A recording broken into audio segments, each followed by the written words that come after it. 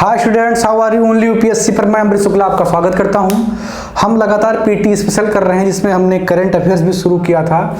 आपका जो जीएस में हिस्ट्री वाला पार्ट है वो तो चल ही रहा है लगातार, तो हम करंट लगातार कर रहे थे। और जो पिछला करंट का क्लास था वहाँ पर हमने आपको छोड़ा था कि हम अगली क्लास में आपको CAA से रिलेटेड जो सवाल बन सकते हैं उसके बारे में बताएंगे, क्योंकि करंट जो है हम दिसंबर से लेकर के 2019 दिसंबर से लेकर के और सितंबर 2020 तक करने की बात हमने की थी। तो उसी के बीच में जो है CAA का मुद्दा आता है, तो इसलिए CAA से सवाल बनने की जो संभावना है, और अगर संभावना बनती है तो वो संभावना आपके पक्ष में हो, इसलिए आप उससे संबंधित जितने सवाल बन सकते हैं उनको तैयार कर लें। ठीक है, तो CAA एक बड़ा मुद्दा देश में बना, और जैसा कि आप जानते हैं कि यूपीएससी हमेशा ऐसे मुद्दों को पिक करती है सवाल बनाने के लिए जो एक देशव्यापी रूप ले लें, जो एक पूरा जो है पूरे कंट्री में, यानी कि नॉर्थ से लेकर के साउथ तक और वेस्ट से लेकर के ईस्ट तक सबको एक बार अपने झोंके में ले लें। वो बहुत महत्वपूर्ण होता है। लेकिन उसमें क्या महत्वपूर्ण होता है, क्योंकि एक महत्वपूर्ण मुद्दे में बहुत सारे महत्वपूर्ण तथ्य होते हैं। तो आपको एज ए एस्पायरेंट और मुझे एक एज ए टीचर इन सारी चीज़ों को खोज के निकालना होता है कि सवाल कहाँ से पूछे जा सकते हैं। देखिए, हर मुद्दे कहीं ना कहीं उनका संबंध राजनीति से होता है, पॉलिटिसाइज होते हैं, और वो होगा, क्योंकि जब तक ये व्यवस्था रहेगी, पॉलिटिक्स रहेगा, तब तक वो होगा। लेकिन सवाल आपसे पॉलिटिक्स पे नहीं पूछा जाएगा, क्योंकि आपको कोई पॉलिटिकल इंटरव्यू नहीं होने जा रहा है। सवाल वो आपसे पूछेंगे कि जो प्रावधान हुए उनकी संवैधानिकता पर आपसे सवाल पूछेंगे, उसके असर को लेकर के सवाल पूछेंगे, उसके असर किस तरीके से जियोग्राफी पर पड़ेंगे, इकोनॉमी पर पड़ेंगे। इन सारे सवालों को आपसे यूपीएससी पूछ सकती है। तो हम उसी के संदर्भ में अपनी तैयारी भी करेंगे। ठीक है, तो आज के इस क्लास में हम CAA और उससे रिलेटेड सवालों को समझेंगे। CAA पर हालांकि मैं कई वीडियो बना चुका हूं, जब CAA का मुद्दा जो है चल रहा था और उसका प्रोटेस्ट चल रहा था। उसके बाद में आप जानते हैं कि कोरोना आया, एक वैश्विक महामारी, और पूरा टोटल लॉकडाउन हुआ। उसके बाद बंद हो गया था प्रोटेस्ट। लेकिन सवाल तो जायज़ हैं, सवाल बनेंगे और सवाल आएंगे भी। ठीक है, तो CAA को समझ लेते हैं। ठीक है, कि CAA है क्या। जिन्होंने अभी उसको उस पॉइंट ऑफ व्यू से नहीं पढ़ा है उसको भी समझ में आ जाएगा, क्योंकि न्यूज़ में तो आपने सब कुछ देखा होगा कि जो चल रहा था। लेकिन जो न्यूज़ आप प्राइम टाइम में देखते हैं या फ्रंट लाइन मीडिया का जो न्यूज़ आप देखते हैं, वो विद्यार्थियों के बारे में नहीं सोच करके वो न्यूज़ दिखाते हैं, क्योंकि उनको बस खबर पहुंचानी होती है आम लोगों तक।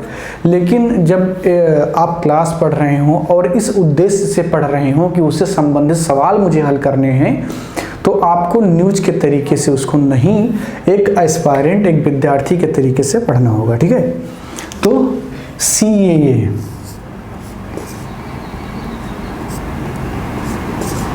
शुरुआत में इसको CAB भी कहा गया। कई लोग तो इसी में कंफ्यूज होंगे कि CAB यानी कि कैब जो है CAA में कैसे बदल गया। ठीक है, तो ये सारी चीज़ें भी हम आपको बताएंगे। ठीक है, तो CAA 2019। ठीक, अब इन दोनों का फुल फॉर्म क्या है, पहले यहीं से बात शुरू कर लेते हैं ताकि बेसिक भी आपको पता रहे। तो सिटीजनशिप अमेंडमेंट बिल, CAB यानी कि कैब का मतलब सिटीजनशिप अमेंडमेंट बिल, यानी कि नागरिकता अधिनियम विधेयक, नागरिकता अधिनियम संशोधन विधेयक। ठीक है, तो अमेंडमेंट का मतलब संशोधन होता है, और सिटीजनशिप का मतलब नागरिकता, यानी कि नागरिकता में संशोधन करने के लिए जो बिल लाया गया, जो विधेयक लाया गया, वो CAB है। और जब वो बिल पास हो गया थ्रू संसद के द्वारा, जब वो बिल पास हो गया तब वो क्या बन गया, एक्ट बन गया। यानी कि कोई बिल जब संसद से पास हो जाती है तब वो एक्ट बन जाती है, अधिनियम बन जाती है। और यूपीएससी का एक खास ट्रेंड रहा है कि वो विधेयक से सवाल नहीं पूछती है, वो अधिनियम से सवाल पूछती है। क्योंकि विधेयक बहुत सारे आते हैं संसद में, लेकिन बहुत सारे विधेयक लंबित रह जाते हैं, खारिज हो जाते हैं, पास नहीं होते हैं। तो अगर विधेयक से सवाल यूपीएससी बनाने लगे तो बहुत सारे विधेयक हो जाएंगे। यूपीएससी का बिल्कुल भी ये मोटिव नहीं होता है कि एस्पायरेंट को परेशान किया जाए। उनका बस केवल सिंगल सा उद्देश्य है कि जो एस्पायरेंट यानी कि जो अधिकारी बनने के लिए जो एग्जाम दे रहा है उसकी जो समझ है वो एक कॉमन तरीके से होनी चाहिए। एक कॉमन मैन किस तरीके से सोचता है और उसको कितनी जानकारी होनी चाहिए, ठीक है। तो वो उस लेवल पे जाकर के सवाल आपसे पूछते हैं, ठीक है। तो CAB CA ये क्या है ये तो आपको समझ में आ गया होगा। ये तो नॉर्मल सी बात थी जिसको मैंने आपको बता दिया कि CAB को CAA क्यों कहा जाने लगा, ठीक है। तो इसको मैं मिटा के फिर से लिख दे रहा हूँ। उम्मीद करता हूँ कि बोर्ड आपको पहले से बेहतर दिख रहा होगा। कई सारे विद्यार्थियों का शिकायत था कि बोर्ड साफ नहीं दिखता है, ठीक है। तो हमने उसको उस समस्या को दूर करने की कोशिश की है, ठीक है। और कई सारे विद्यार्थी कमेंट में लिख रहे थे, वो बहुत परेशान हो रहे हैं कि सिलेबस को लेकर के पूरा होगा कि नहीं होगा। देखिए, जब कोई विपदा आती है और विपदा अगर बहुत बड़ी है तो उसका असर सब पे पड़ता है। जैसा कि आप देख रहे हैं कि इंडियन इकोनॉमी भी काफ़ी जो है नीचे चली गई। और इंडियन क्यों, पूरी दुनिया की इकोनॉमी नीचे चली गई है। हर चीज़ में जो है कहीं ना कहीं कोरोना ने अपना असर डाला है। तो पढ़ाई के क्षेत्र पर भी पड़ेगा, ठीक है। जो 4 महीना 3 महीना खराब हुआ वो सबका खराब हुआ है, ठीक है। उस दौरान कोई भी बहुत अच्छे से पढ़ाई नहीं कर पाया, क्योंकि कोई कोचिंग कर रहा था तो कोई जो है सेल्फ से पढ़ रहा था तो उसको बुक नहीं मिल पाई, या अपडेट के लिए जो उनको करंट की चीज़ें थी वो नहीं मिल पाई। तो सबकी पढ़ाई बाधित हुई है, ठीक है। क्योंकि अधिकतर जो स्टूडेंट हैं वो दिल्ली और लखनऊ इलाहाबाद जैसे शहर में जाकर के पढ़ाई करते हैं। लेकिन जब कोरोना का स्थिति हुआ तो वो अपने घर चले गए और घर में पढ़ाई उतनी अच्छी हो नहीं पाती है। तो आप बहुत परेशान ना होइए कि हमारा जो है बहुत सारा छूटा हुआ, हम सिलेबस कवर नहीं कर पाएंगे, क्योंकि परेशान होने से कुछ नहीं होगा। जो छूटा है उसको पढ़ना पड़ेगा, कवर करना पड़ेगा। और समय जो है वो आपके मुताबिक नहीं चलता है, समय तो आगे निकल चुका है। लेकिन आप परेशान ना होइए, जिस तरीके से भी हो पाएगा हम सिलेबस को जहां तक संभव होगा कवर जरूर करेंगे, ठीक है। तो आइए CAA को समझ लेते हैं, ठीक है। तो सिटीजनशिप अमेंडमेंट एक्ट यानी कि नागरिकता संशोधन अधिनियम 2019, ठीक है।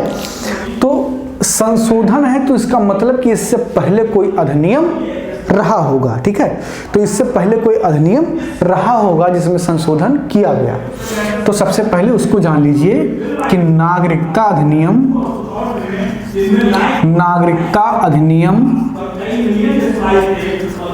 1955, ठीक है। नागरिकता अधिनियम 1955 के तहत देश में जो लोग नागरिकता चाहते थे उनकी नागरिकता का प्रावधान किया गया था 1955, ठीक है।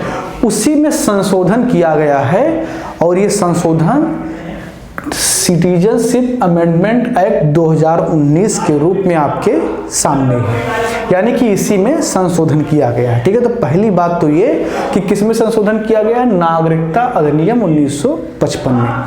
अब अगर मैं संविधान का क्लास पढ़ा रहा होता तो मैं वो डीप में जाकर के आपको बताता कि किस प्रकार नागरिकता की कौन कौन से प्रावधान संविधान में लिखे हुए हैं और उन प्रावधानों को लागू करवाने के लिए नागरिकता अधिनियम 1955 लाया गया। इसके प्रावधान क्या क्या हैं तो वो संविधान का क्लास हो जाएगा और ये मैंने पढ़ा रखा है।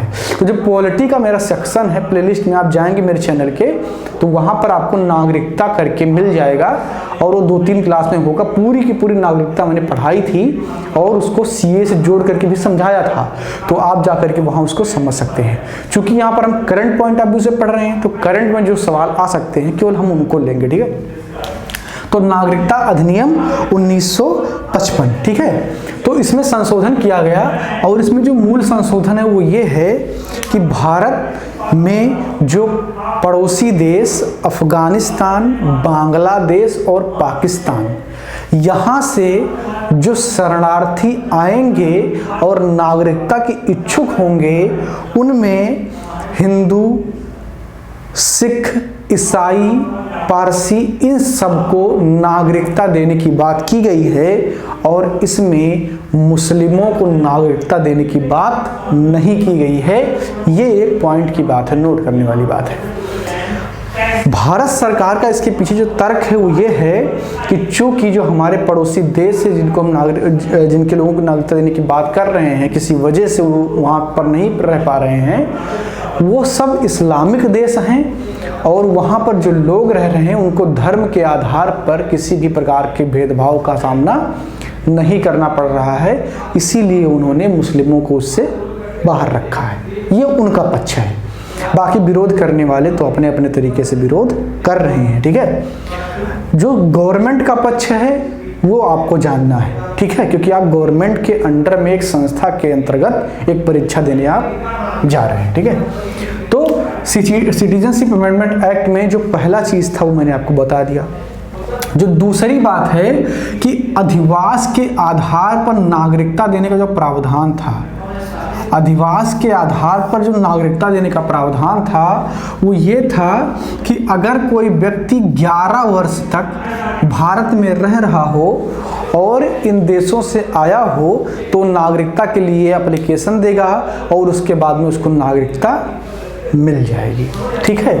तो जो संशोधन किया गया 2019 वाले में, इसको घटा करके 5 वर्ष कर दिया गया,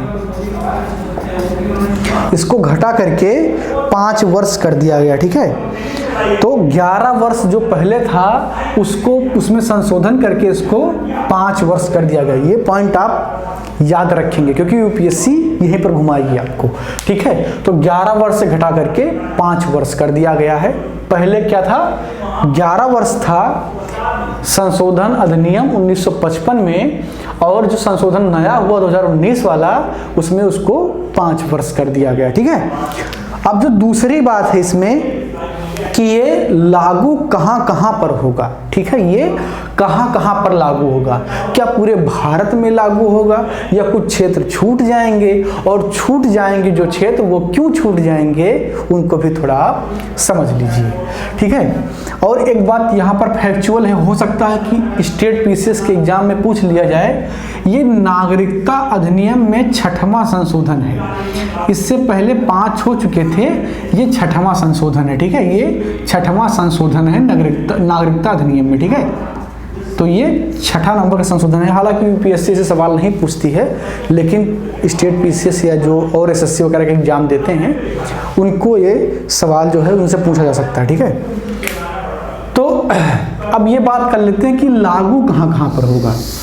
ये पूरे भारत में लागू होगा या भारत के कुछ क्षेत्र से छूट जाएंगे, और जो क्षेत्र से छूट जाएंगे वो कौन कौन से क्षेत्र होंगे। तो अनुसूची 6, ठीक है, अनुसूची 6 में जितने स्टेट की बात की गई है वहाँ पर नागरिकता संशोधन अधिनियम 2019 लागू नहीं होगा। अनुसूची 6 में जो स्टेट हैं वहाँ पर नागरिकता संशोधन अधिनियम 2019 लागू नहीं होगा, ठीक है। तो अनुसूची 6 के राज्यों में सीएए लागू नहीं होगा।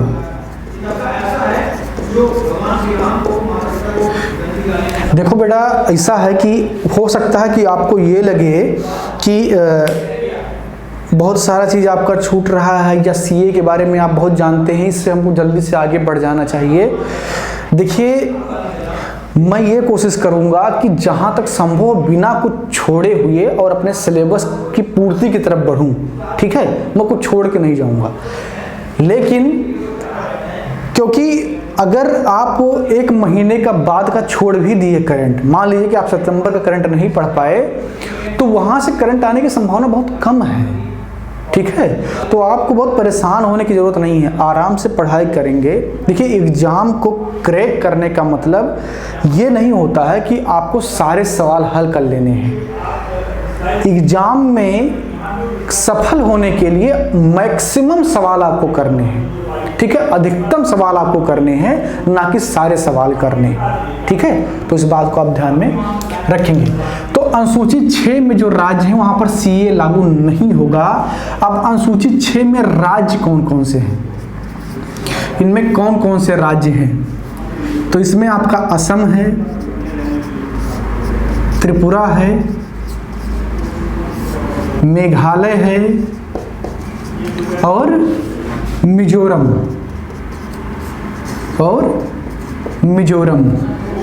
ठीक है। तो असम, त्रिपुरा, मेघालय और मिजोरम, इन जगहों पर सीएए का जो एक्ट, सीएए यानी कि सिटीजनशिप अमेंडमेंट एक्ट 2019 लागू नहीं होंगे, ठीक है। तो ये क्षेत्र हैं जहां पर सीएए लागू नहीं होगा। अब क्या और कोई जगह है जहां पर सीए लागू नहीं होगा? इसका जवाब है हाँ, और भी कुछ क्षेत्र हैं जहां पर सीए लागू नहीं होगा, उनका भी हम चर्चा कर लेते हैं। तो ये अनुसूची 6 वाले थे। एक और है inner line permit. Inner line permit वाले क्षेत्र में भी सीएए लागू नहीं होगा, वाले क्षेत्र में भी सीएए लागू नहीं होगा।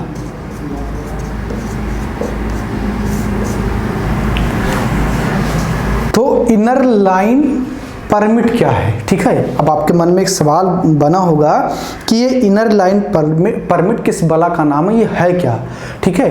तो इनर लाइन परमिट अंग्रेजों के टाइम पर बना था, जब अंग्रेज भारत में राज कर रहे थे। तो उन्होंने बंगाल ईस्टर्न फ्रंटियर रेगुलेशन 1873 एक पारित किया और उसके तहत ही ILP यानी कि जो है इनर लाइन परमिट की अवधारणा को जन्म दिया। तो इसको जन्म देने के पीछे जो मोटिव था वो ये था कि कुछ क्षेत्र यानी कि कुछ जनजातीय क्षेत्र ऐसे थे जो मुख्य धारा के समाज से अपने आप को दूर रखना चाह रहे थे, लेकिन व्यापारिक उद्देश्य से बहुत सारे जो है लोग वहां पर लगातार जा रहे थे और उनके बीच में एक टकराव हो रहा था।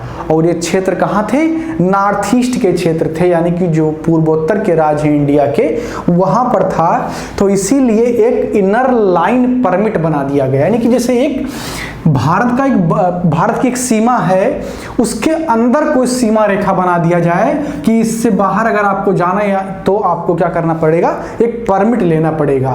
तो इसी के लिए एक परमिट बना दिया गया। एग्जाम्पल के लिए, जैसे आप दिल्ली में रह रहे हैं और आप मुखर्जी नगर में रह के तैयारी कर रहे हैं और आपको मुखर्जी नगर से बाहर जाने के लिए एक लाइन बना दिया जाए कि आप यहाँ से नहीं जा सकते, यहाँ से आगे नहीं जा सकते हैं, तो उसको क्या कहा जाएगा? इनर लाइन कहा जाएगा। और उससे बाहर जाने के लिए आपको एक परमिट की जरूरत पड़ेगी, तो उसको इनर लाइन परमिट कह दिया गया। अब इनर लाइन परमिट में कौन कौन से क्षेत्र हैं, ठीक है, इनको भी देख लेते हैं। बहुत ही इंपॉर्टेंट है और सवाल आने की संभावना 90% है। अगर यूपीएससी ने सवाल नहीं पूछा तो पक्का स्टेट पी से सवाल इससे पूछेंगे। इनर लाइन परमिट बहुत महत्वपूर्ण है, इसको आप सेल्फ से भी थोड़ा पढ़ लीजिएगा। तो इनर लाइन परमिट जो है ये Bengal eastern frontier regulation act 1873 के तहत ये अवधारणा आई। और इस क्षेत्र में इस ILP के तहत जो क्षेत्र हैं वो हैं अरुणाचल प्रदेश,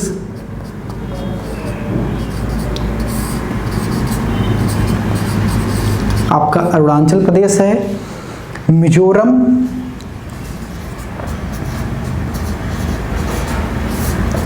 नागालैंड और अभी हाल ही में मणिपुर को भी इसमें शामिल कर दिया गया है, ठीक है। तो अरुणाचल प्रदेश, मिजोरम, नागालैंड और मणिपुर के कुछ क्षेत्र ऐसे हैं जहां पर आदिवासी लोग रहते हैं, उनको इनर लाइन परमिट के तहत एक सुरक्षा दिया गया है ताकि बाहरी लोग बिना परमिट के वहां पर एंट्री न कर पाए, ठीक है। तो इन क्षेत्रों में भी सिटीजनशिप अमेंडमेंट एक्ट यानी कि CAA 2019 लागू नहीं होगा। ठीक है, तो ये तो बात हो गई पूरी कि CAA लागू होगा कि नहीं होगा। एक यहाँ पर एक सवाल हो सकता है कि फैक्ट में आपसे पूछ लिया जाए, मैंने उसको छोड़ दिया था, मैं बता दे रहा हूँ कि भारत में 31 दिसंबर 2014 से पहले जो शरणार्थी पाकिस्तान, अफगानिस्तान, बांग्लादेश से आए थे उन्हीं के लिए ये व्यवस्था की गई है। ठीक है, 31 दिसंबर 2014 को ये डेडलाइन बना दी गई है, यानी कि इसके बाद जो लोग आएंगे उनके लिए अलग प्रावधान होंगे। ये जो पूरी व्यवस्था की गई किसके लिए की गई है? जो 31 दिसंबर 2014 तक भारत में आ चुके हैं। ठीक है, तो ये इतनी बातें थी CAA को लेकर के। इनसे जितने भी सवाल बन सकते थे, जितनी संभावनाएं हो रही थी सवाल बनने की, मैंने सब पर चर्चा कर ली है। अब एक छोटी सी बात और है, उसको बता देता हूं, उसके बाद में मैं ये क्लास समाप्त करूंगा। ठीक है, अब जैसा कि आप जानते हैं कि जब कोई देश किसी ऐसे मुद्दे को लेकर के कानून बनाता है जिससे पूरा देशव्यापी जो है उस एक मुद्दा बन जाए और वो माइनॉरिटी से रिलेटेड हो, तो यह अंतर्राष्ट्रीय मुद्दा बनना स्वाभाविक है, क्योंकि बहुत सारे अंतर्राष्ट्रीय संगठन हो गए हैं जो इस बात की देख रेख करते हैं कि माइनॉरिटी की स्थिति पूरी दुनिया में क्या है। तो वो और जो आपके विरोधी देश होते हैं वो सब मिलकर के आपका विरोध करने की कोशिश करते हैं। तो जाहिर सी बात है कि पाकिस्तान भारत के हर सुधार में विरोध करता है, तो उसने विरोध किया, उसका साथ दिया तुर्क ने यानी कि टर्की ने। और ये तो ठीक है, एक संस्था है अमेरिका में, ठीक है, USCIRF,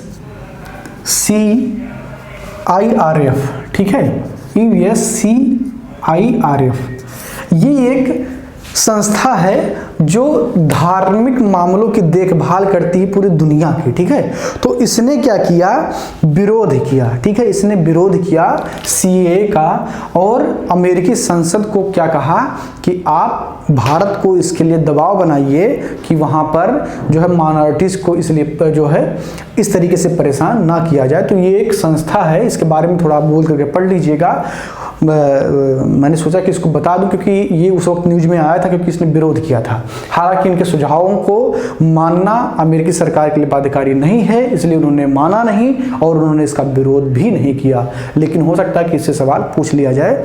ये एक अधिनियम के द्वारा अमेरिका में बनाई गई एक संस्था है जो कि एक सलाहकारी प्रवृत्ति की होती है, जो सलाह देती है। ठीक है, तो ये था पूरा CAA, इससे रिलेटेड जितने भी सवाल आने की संभावना है मैंने सबको कवर कर लिया है। इस क्लास में इतना ही। क्लास को लाइक कीजिए, शेयर कीजिए और अपनी राय कमेंट बॉक्स में जरूर दीजिए। धन्यवाद।